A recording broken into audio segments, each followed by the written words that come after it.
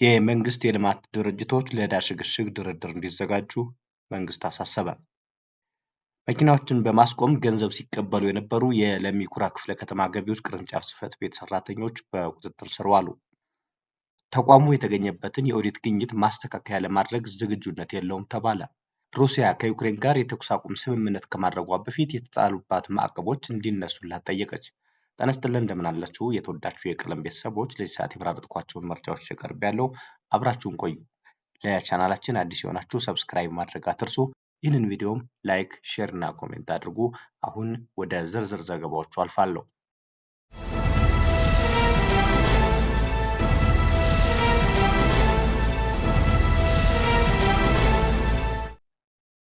የመንግስት የልማት ድርጅቶች ለዕዳ ሽግሽግ ድርድር እንዲዘጋጁ ገንዘብ ሚኒስቴር አሳስቧል።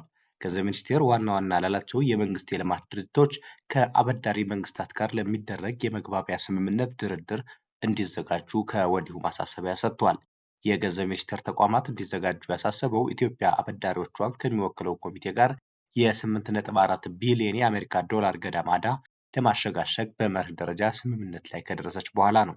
ከኢትዮጵያ ኢኮኖሚ ማሻሻያ መርሃ ግብር በተጣጣመ መንገድ ከአበዳሪ መንግስታት ጋር ለሚደረገው የመግባቢያ ስምምነት ድርድር የመንግስት የልማት ድርጅቶች እንዲዘጋጁ የገንዘብ ሚኒስትር ዴኤታው ዶክተር ኢዮብ ተካልኝ አሳስበዋል። ኢትዮጵያ የማክሮ ኢኮኖሚ ማሻሻያ ስታደርግ ትኩረት የተሰጠችው አንዱ ጉዳይ ከዚህ ቀደም የወሰደቻቸውን ብድሮች ማሸጋሸግ፣ ማሰረዝ ይገኝበታል። በተለይ የንግድ ብድሮችን ወደ ተራዘሙ ብድሮች መቀየር በሰፊው ጥረት ሲደረግበት ቆይቷል። በቅርቡ የወጡ መረጃዎች እንደሚያመለክቱትም ብዙዎቹ አበዳሪ አካላት በብድር ማራዘሙ ዙሪያ ተስማምተዋል። መኪኖችን በማስቆም ገንዘብ ሲቀበሉ የነበሩ የለሚ ኩራ ክፍለ ከተማ ገቢዎች ቅርንጫፍ ጽሕፈት ቤት ሰራተኞች በቁጥጥር ስር ዋሉ። በለሚ ኩራ ክፍለ ከተማ ወረዳ 2 በሰላምና ጸጥታ ኃላፊ የሚመራ የክትትል ቡድን በማደራጀት ከአያት አደባባይ እስከ ጣፎ አደባባይ ድረስ መንግስትና ሕዝብ የሰጣቸውን ኃላፊነት ወደ ጎን በመተው ለራስ ያልተገባ ጥቅም በመዋል መኪኖችን በማስቆም ገንዘብ ሲቀበሉ የነበሩ የለሚ ኩራ ክፍለ ከተማ ገቢዎች ቅርንጫፍ ጽሕፈት ቤት ሰራተኞች ላይ እርምጃ መወሰዱ ተገልጿል። መኪኖቹን በማስቆም ገንዘብ የመቀበል ወንጀል ሲፈጽሙ እጅ ከፍንጅ የተያዙት ተጠርጣሪዎቹ በቁጥጥር ስር ውለዋል። ግለሰቦቹ በፈጸሙት ያልተገባ ወንጀል ምርመራ እየተደረገባቸው እንደሚገኝ ክፍለ ከተማው አስታውቋል። ህወሓት ጠቅላይ ሚኒስትሩ ለቀጣይ የትግራይ ጊዜያዊ አስተዳዳሪነት በኢሜይል ጥቆማ ስጡኝ ማለታቸውን ተቃወመ። ብቻቸውን መሾም አይችሉምም ብሏል። ህወሓት ማምሻውን ባወጣው መግለጫ እንዲህ ብሏል። የኢትዮጵያ መንግስት አሁን የተኩስ አቁም ስምምነቱን መንፈስና ይዘት ወደ ጎን በመተው በተዋዋይ ወገኖች የጋራ ስምምነት ሳይሆን ተገቢ ባልሆነው ህጎች አዋጅ ቁጥር 359/1995 ደንብ ቁጥር 533/2015 ብቻውን ለመወሰን እየሰራ ነው።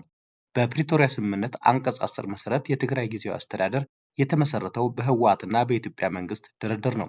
ስለዚህ በትግራይ የተቋቋመው ጊዜያዊ አስተዳደር የፕሪቶሪያ ስምምነት ውጤት እንጂ የኢትዮጵያ መንግስት ብቸኛ ውሳኔ አይደለም። ሆኖም ይህንን የሚጥስ ግልጽ እንቅስቃሴ አለ። ከቅርብ ጊዜ ወዲህ የኢትዮጵያ መንግስትና ህወሓት አቶ ጌታቸው ረዳ ከስልጣን መወገዳቸውን ተከትሎ በጊዜያዊ ፕሬዝዳንት መተካት ላይ ውይይት አድርገዋል። በጉባኤው የእስካሁኑ ጊዜያዊ አስተዳደር የስራ አፈጻጸም የገመገመ ሲሆን ጊዜያዊ አስተዳደሩም ፕሬዝዳንት ለመቀየር ተስማምቷል። ስለሆነም የህወሓት ማዕከላዊ ኮሚቴ ጀነራል ታደሰ ወረደን በፕሬዝዳንትነት እንዲሾም ወስኗል። ነገር ግን ከጠቅላይ ሚኒስትር ጽሕፈት ቤት የቀረበው የጊዜያዊ አስተዳደር ፕሬዝዳንት የጥቆማ ጥሪ ስምምነቱን ችላ ብሎታል። ፕሬዝዳንቱ የመሾም ስልጣን የጠቅላይ ሚኒስትሩ ብቸኛ ውሳኔ ባለመሆኑ ይህ የፕሪቶሪያ ስምምነት ስለሚጥስ ተቀባይነት የለውም ብሏል። ተቋሙ የተገኘበትን የኦዲት ግኝት ማስተካከያ ለማድረግ ዝግጁነት የለውም ተባለ። የኢኖቬሽንና ቴክኖሎጂ ሚኒስቴር ተጀምረው ላልተጠናቀቁ ፕሮጀክቶች ክፍያ ፈጽሟል። ከህግ አግባብ ውጭ የተከፈሉ ክፍያዎችን ኦዲት በማድረግ በ15 ቀናት ውስጥ ሪፖርት እንዲያቀርብም ተጠይቋል። የኢኖቬሽንና ቴክኖሎጂ ሚኒስቴር አላግባብ የህዝብና የመንግስት ሀብት እንዲባክን ማድረጉን በህዝብ ተወካዮች ምክር ቤት የመንግስት ወጪ አስተዳደርና ቁጥጥር ጉዳዮች ቋሚ ኮሚቴ አስታውቋል።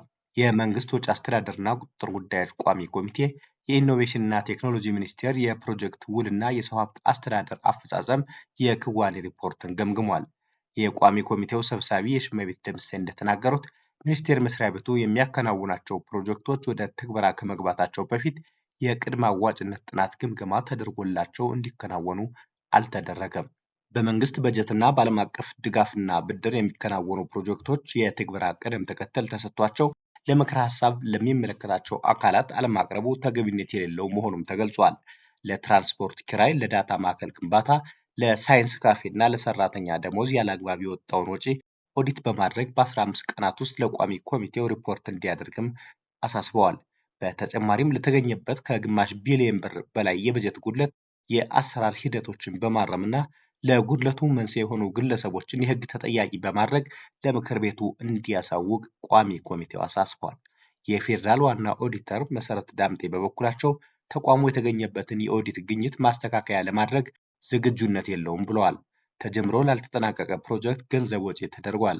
የሚኒስቴር መስሪያ ቤቱ የሰው ሀብትና የንብረት አስተዳደር ሂደት ደካማ ነው ያሉት ወይዘሮ መሰረት ከሕግ አግባብ ውጭ የተከፈሉ ክፍያዎች ላይ በፍጥነት የእርምት እርምጃ መውሰድ እንደሚጠበቅበት ገልጸዋል።